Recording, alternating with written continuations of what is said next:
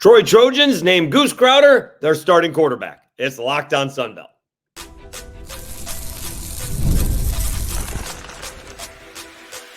You are Locked On Sunbelt, your daily podcast on the Sunbelt Conference, part of the Locked On Podcast Network, your team every day. All right, Dave Schultz, Locked On Sunbelt, your team every day. Today's episode is brought to you by FanDuel. Make every moment more. The playoffs have winded down and the sports stop sporting like we want them to. But this summer, FanDuel is hooking up all customers with a boost or a bonus daily. That's right. There's something for everyone every day, all summer long. Visit FanDuel.com to get started. All right, so on Wednesday, actually, I think social media is the one who announced it. Troy Trojans social media announced that Goose Crowder will be the starting quarterback. I don't think that's much of a surprise. First of all, his name is Goose Crowder. How can he not start him? Transfer in from West Virginia, familiar with the offensive coordinator. And I like the idea that they actually named him now. That that settles everything down. It also helps out the backups, right? That you're not up and down. You have a good day, you think you got the job. You have a bad day, you're upset. The idea is just to get better. Someone's going to be the backup, so you got to win that position. And Jared Parker just decided to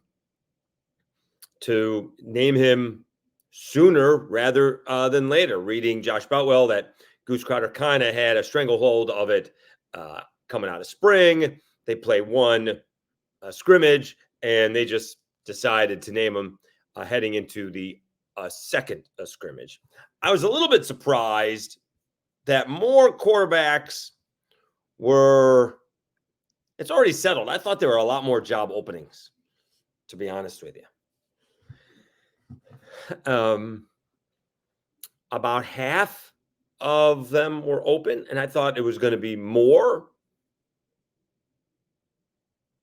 Yeah, maybe even a little bit less than half was open.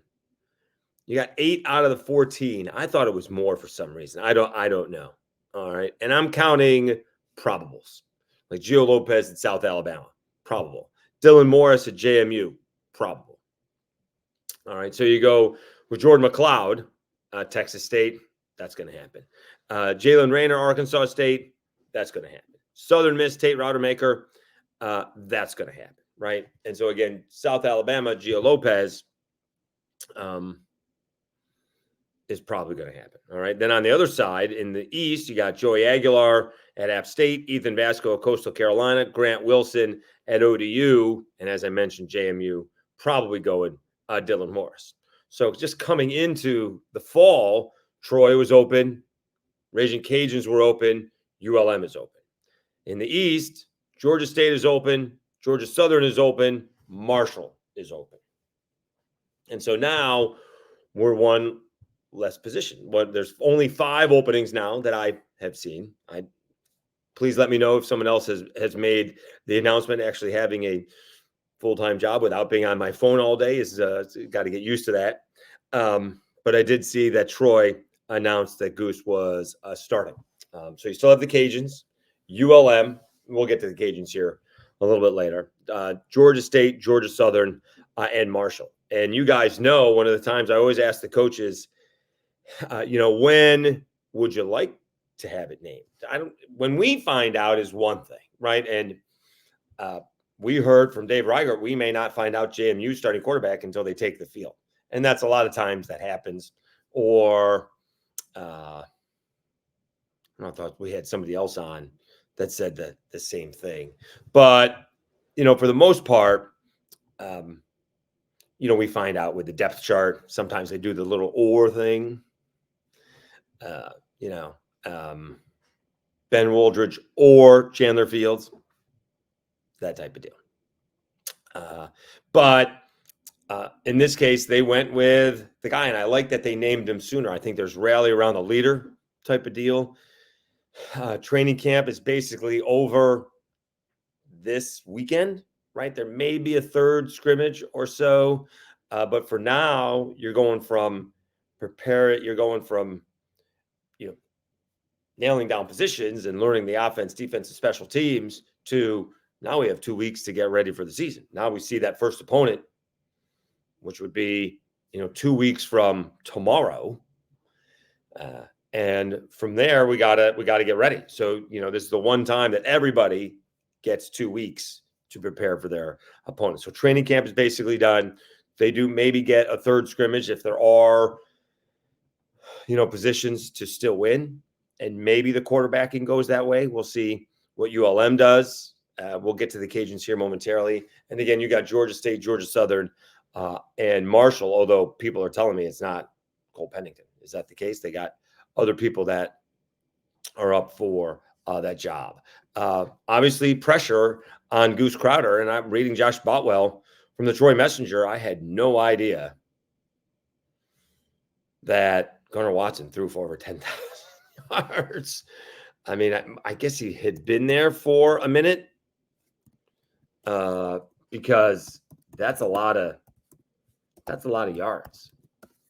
Because his stats that's a surprising amount of yards to me for Gunnar Watson. So, and he absolutely got better from year 1 of John Summerall to year 2 of John Summerall, right? I mean, he was even in the, battle for the belt against South Alabama. He didn't start that game. He came off the bench and threw a huge third down conversion in that ball game. Let's see what we got here.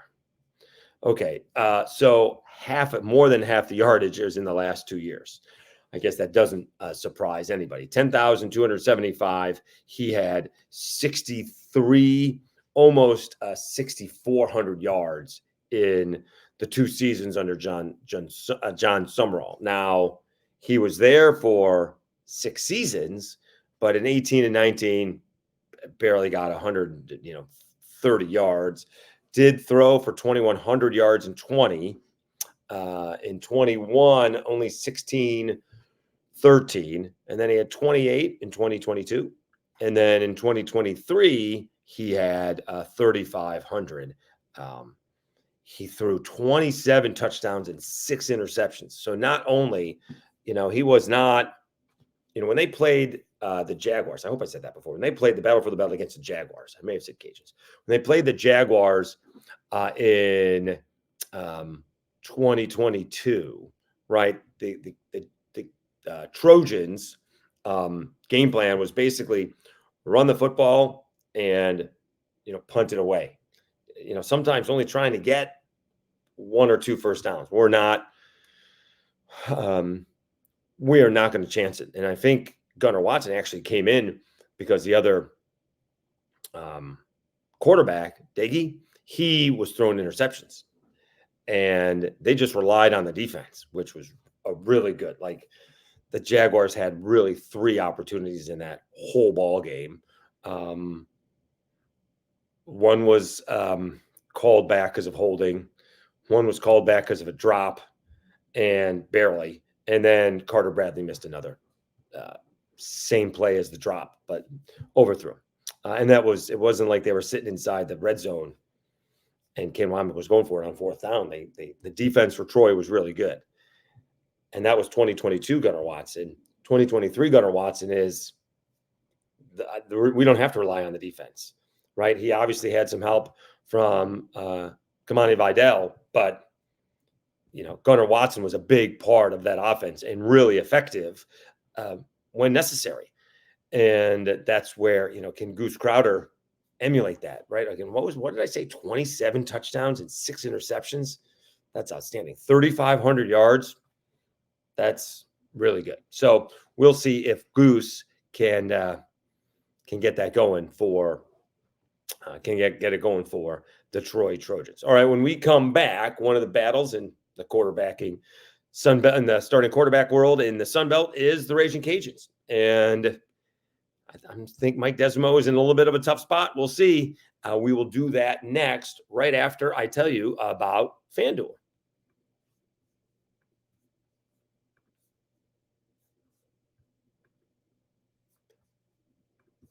I love sports. I love them so much. I never want them to stop. But as the playoffs have winded down, we get fewer and fewer games, and the sports aren't sporting like I want them to. But FanDuel lets me keep up in the sports going whenever I want. All I have to do is open up the app, dream up the bets anytime I'm in the mood. And this summer, FanDuel is hooking up all customers with a boost or a bonus daily. That's right. There's something for everyone every day, all summer long. So head over to FanDuel.com and start making the most out of your summer. FanDuel, official sports betting partner of Major League Baseball. Don't forget preseason football and golf. The FedEx Cup is starting. The playoffs are starting. They're in Memphis this week at the St. Jude Classic. All right, Dave Schultz, Lockdown Sunbelt, your team every day. One of the battles for the starting role, and we've been over this, is Ben Wooldridge and Chandler Fields for the Raging Cajuns. And again, I'm just going to go with, I think it's going to be Ben Wooldridge. I think his ceiling is higher than Chandler Fields. I'm not sure the floor is all that different. I just think that I think Ben is going to get the gig. But I do credit Chandler for coming back. Let's see if we can read what Kevin Foote said in The Advocate. UL coach Mike Desimo reveals what two factors will determine Cajuns' starting quarterback. Going in their third season for battling playing time as UL's quarterback, there's no reason to believe that either Chandler Fields or Ben Wooldridge is going to suddenly become head and shoulders better than the other. So 2 weeks and one scrimmage in August camp, exactly what will determine the winner for the coaching staff. Desimo, basically a simple question. How are you going to determine the starter? And Desimo replied, you're splitting hairs. You're trying to figure out who is the best. It would be easier if it was like, okay, well, this guy's just not ready. It would be easier, but that's not best for us. Usually the best thing is the hardest. So on Wednesday's press conference, Desimo said it comes down to taking care of the ball, which is what we just said that Gunnar Watson did a really good job of it. 6 interceptions in 2023. You got to take care of the football. You got to make the easy plays look easy. I know that sounds ridiculous, but you have to make the easy plays look easy. The ones you're supposed to have, you got to be 100% on that. That's something new. That I have not heard a coach say before, right? We got to complete that, 6-yard in to set us up for 2nd and 4, right? We got to be able to look off the safety to the right and then throw left, which should be an open receiver. We got to, hit the swing pass, right? We got to see the defense where that blitz is coming. Sometimes that's obvious. Sometimes it's not. All right. Sometimes it looks like one guy's going to blitz and the other guy does. All right. Now that may be an offensive line call or whatever the case may be. But I like that. We got to make everything can't be hard, right? Because in his last year, I never thought Levi Lewis took that next step, right? In fact, he may have taken a little step back in his senior year, but nobody threw the deep ball better than Levi. I have never, you can ask Charles Huff of Marshall that. He threw and he saved the Cajuns numerous times because he was really good at the deep ball, but also had a big time offensive line and some running backs. Cajuns should have that as well, but Desimo needs the Cajuns quarterback to make the simple plays, the plays that Levi was making in his first 2 seasons a little bit more often than he was making in his last season. Excuse me. And so that'll be a big deal.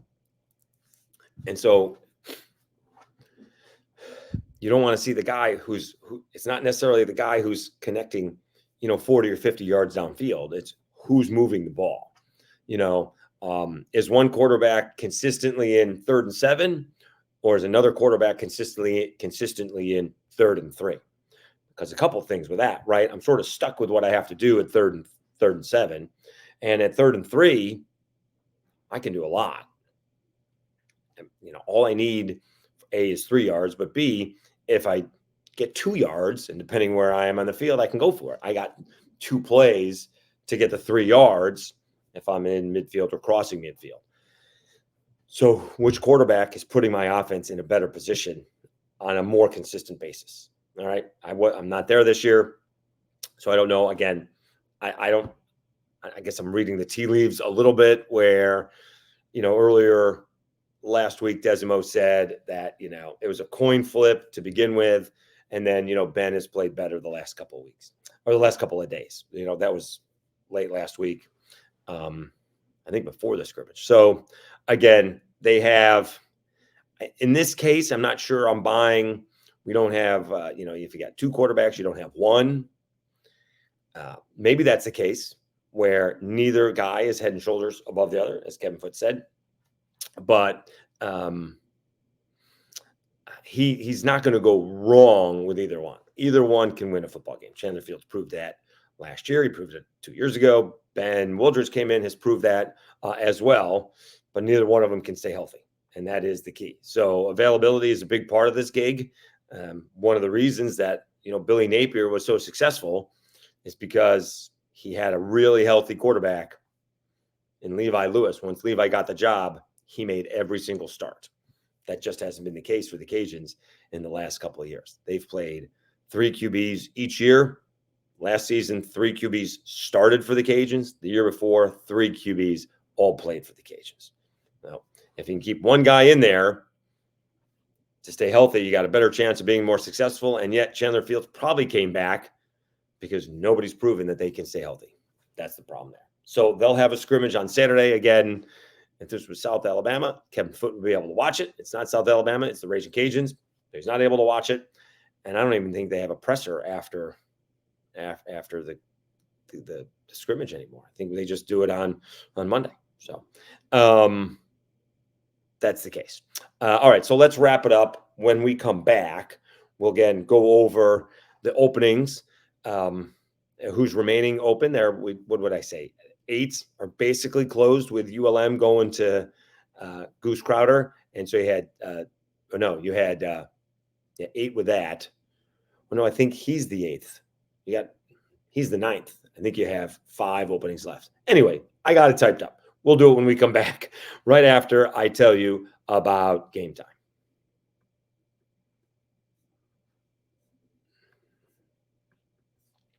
Gametime is an authorized ticket marketplace of Major League Baseball, which makes getting tickets faster and easier. Prices on the Gametime app actually go down the closer it gets to the first pitch. With killer last-minute deals, all-in prices, and views from your seat, and their lowest price guarantee, Gametime takes the guesswork out of buying Major League tickets. Remember, I told you I used it for the Eastern Conference semifinals. Pacers and the Knicks surprised the Samo, my nephew, with a graduation gift. It was actually my brother bought it for his nephew, our nephew, and I was the one who was able to do it on Gametime. Got the tickets and parking, and it all worked out great. You can get those last-minute deals, saving up to 60% on those last-minute deals for sports, concerts, comedy, theater, etc. You get the seat views. You can see where you're actually going to look. You can get the views of where you're actually going to sit in the panoramic view from your seat in the app before you buy. You get the lowest price guarantee, or Gametime will credit you 110% of the difference. And Gametime ticket coverage, your purchase is covered with the most flexible customer service policy in the ticketing industry. Take the guesswork out of buying MLB tickets with Gametime. Download the Gametime app, create an account, and use code LOCKEDONCollege for $20 off your first purchase. Terms apply. Again, create an account and redeem code LOCKEDONCOLLEGE, Locked On College, for $20 off. Download Gametime today. Last minute tickets, lowest price guaranteed.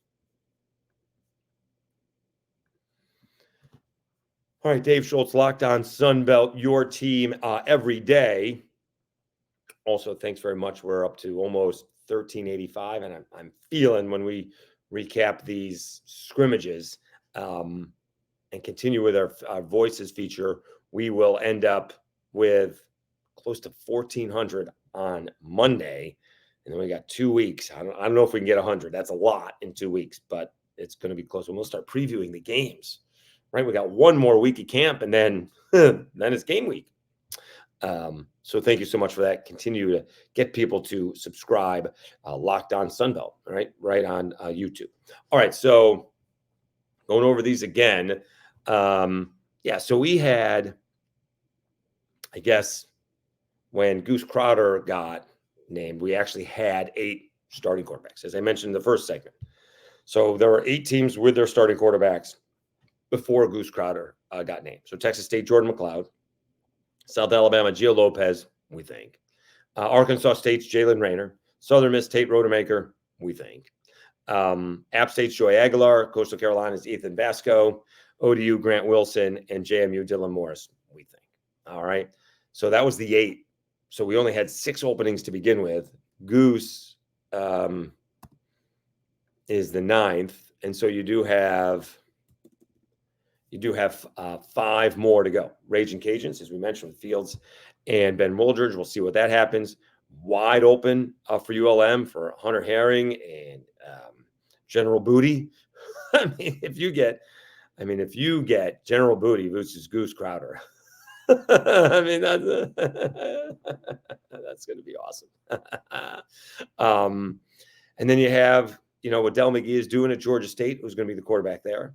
Georgia Southern, right, up for grabs there, which is very different because Clay Helton had, his 2 transfer QBs the first 2 years he was there, veteran guys, and now it's going to go to somebody younger. And Marshall going different air raid. I mean, that is totally out of character for Charles Huff in this case, right? It is ground and pound, quarterback makes a play or two, and play defense. And now they're going to air it out, which I'm a big fan of. We'll see how it works out and which the QB is going to be.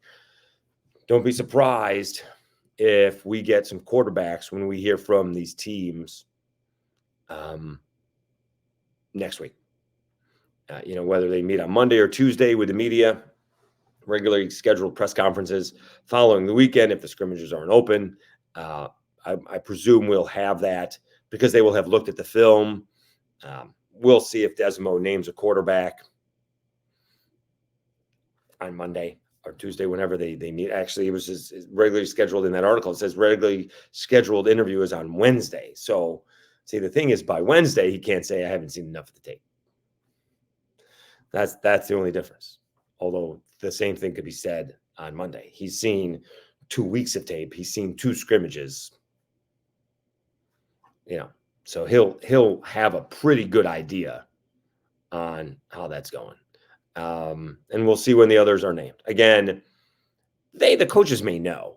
And I say this as well. The players know as well. The players know who's playing better. All right. Just because when we find out, when the media finds out, which is when the fans find out, the only reason we want to find out is to tell the fans. It doesn't matter to me who the starting quarterbacks are. That's, I'm not rooting for one in particular quarterback. It doesn't matter who it is. We just want to pass the information on to the fans. The fans want to know. And so they may know that going in. Heck, it could be a full-blown, quarterback competition, and it could be another case where, look, he's the guy. 2 things. He has to win the job, and B, see if you can unseat him type of deal. But someone's got to take the reps with the ones. We'll split them a little bit, but he's going to start out that way. And so, so Georgia State and Georgia Southern could have been very well like that. And then it's a wide open gig. It's a wide open gig. So, the idea is to stay focused, tunnel vision, and get better, and not concern yourself with, did you play well today? Did you, not play well? That kind of thing. You just want to get better every single day. And those things will work itself out, right? The coaches always give us that cliche. The players decide who's starting. I don't know if I buy that. I'm not sure if I buy that. But the coaches may already know, and maybe they don't. Maybe some teams are not going to announce it until, the Monday of game week when they're supposed to provide a depth chart. And we find out then. And again, you still get that little or in there. Where they don't want to give it away, as if, to be honest with you, there's not that much difference. It's not it's not a difference if it was Zeon Chris or Ben Woldridge, or even Chandler Fields and Zeon Chris. Ben's athletic, Chandler's athletic. They're not Zeon Chris, right? Zeon Chris can outrun you. Zeon Chris, most times than not, was the fastest guy on the field, or at least the fastest guy chasing him. But it's not that. Ben and Chandler are the same, and we'll see how that works out there, and we'll see how it works out at the other places. But I wouldn't be surprised if we see some more starters named such early next week. All right. Hey, I want to thank you so much for tuning in to Locked On Sunbelt. Rumors have it that hopefully we'll be all set in my place early next week. It has been a process. All right. I appreciate you hanging with me. And we're really looking forward to this season. And the Sun Belt has such an unbelievable early opportunity, from App State to ODU going into South Carolina to Texas State. The Cajuns are going to Wake, and they're playing Tulane at home. There's a really good opportunity early on in the season for the Sun Belt to make a splash. Doesn't have to wait till mid-October or anything like that. Like, compare that to my Orange. Like, the Orange could start out 5-6-0 and be getting, other teams receiving votes. App State starts 2-0, they'll be top 25, right? They end up beating Clemson, they'll be top 25. Texas State is 3-0, they got a good chance of being top 25, right? If somehow the Cajuns are 4-0, which is a win over Tulane and Wake, which I'm not sure is going to happen, but I suggest if it does, they'll be top 30 for sure. Everybody's got a shot, and here is an upset special because it's got letdown game written all over it. Let's see what Georgia State does against Georgia Tech. Just throwing that out there. Georgia Tech's going to be geeked up, going to Ireland, going to play Florida State, and then they're playing Georgia State.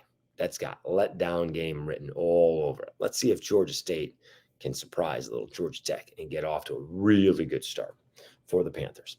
All right. Thanks again for tuning in. We will talk to you next week. Everybody have a good and safe weekend. We'll talk to you next week. I'm your host, Dave Schultz, and you've been listening and watching to Locked On Sunbelt, your team every day.